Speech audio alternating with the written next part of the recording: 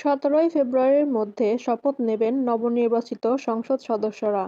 প্রধান উপদেষ্টা প্রেস সচিব শফিকুল আলম বলেছেন, খুব দ্রুত শপথ নেবেন নবনির্বাচিত সংসদ সদস্যরা। 16 বা 17 ফেব্রুয়ারির মধ্যে শপথ গ্রহণ করবেন তারা।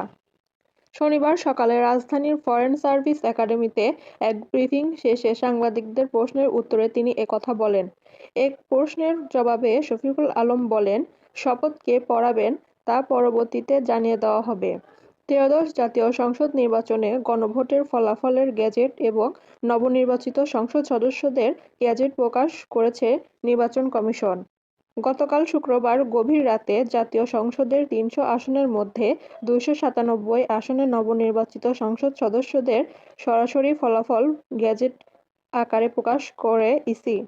আদালতের নির্দেশনা অনুযায়ী চট্টগ্রামের ২টি আসনের ফলাফল পরে দেওয়া হবে। আর জামায়াতের প্রার্থীর মৃত্যুতে শেরপুর ৩ আসনে নির্বাচন স্থগিত করা হয়েছে আগেই। গত বৃহস্পতিবার উৎসবমুখর পরিবেশে সারা দেশে ভোট গ্রহণ অনুষ্ঠিত হয়। সকাল 7:30 থেকে শুরু হয়ে ৪২,৭৭৯টি কেন্দ্রে একযোগে চলে ভোট গ্রহণ। সংসদ নির্বাচনের পাশাপাশি একদিনে দেশজুড়ে গণভোটও অনুষ্ঠিত হয়েছে। গণভোটের গেজেট প্রকাশ। ত্রয়োদশ জাতীয় সংসদ নির্বাচনে নবনির্বাচিত সংসদ সদস্যদের ও গণভোটের ফলাফল গেজেট প্রকাশ করা হয়েছে। শুক্রবার গভীর রাতে গেজেট প্রকাশ করা হয়। গেজেটের তথ্য অনুযায়ী গণভোটে হ্যাঁ ভোট দিয়েছেন 4,82,660 জন।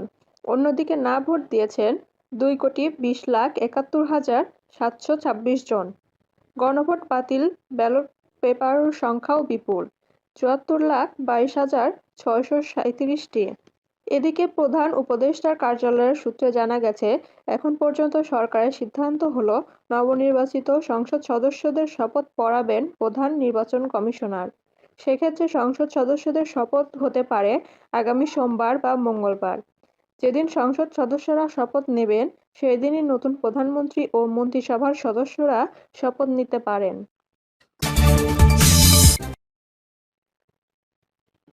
বিএনপির মন্ত্রিসভায় থাকতে পারেন যারা।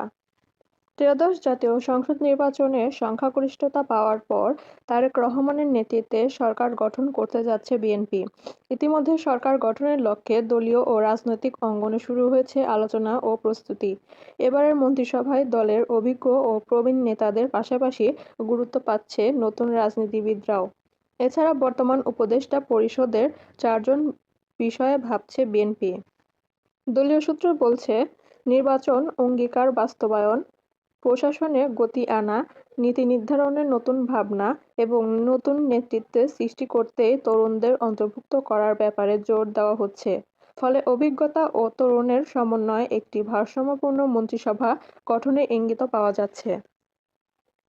নাম প্রকাশে অনিচ্ছুক বিএনপির স্থায়ী কমিটির এক সদস্য বলেন, মন্ত্রিপরিষদ গঠন নিয়ে আলোচনা চলছে। দলের চেয়ারম্যান তারেক রহমান বিষয়টি দেখভাল করছেন। 2-1 দিনের মধ্যেই বিষয়টি পরিষ্কার হয়ে যাবে। শুক্রবার বিএনপির স্থায়ী কমিটির সদস্য ও কক্সবাজার 1 আসন থেকে নির্বাচিত এমপি সালেউদ্দিন আহমেদ গতকাল সাংবাদিকদের বলেছেন, বিএনপির কেমন মন্ত্রিসভা হতে যাচ্ছে তা দেখার জন্য দেশবাসীকে আর অল্প কিছু সময় অপেক্ষা করতে হবে।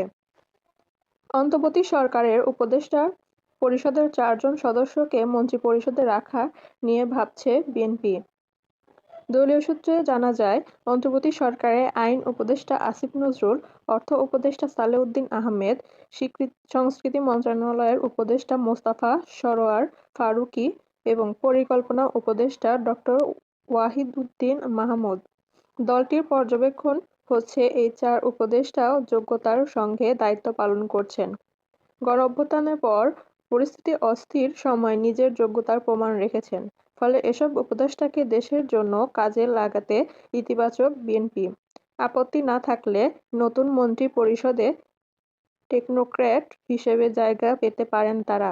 তবে আইন উপদেষ্টা আসিফ নজরুলের বিষয়ে বিএনপি স্থায়ী কমিটির একাধিক সদস্যের আপত্তি রয়েছে।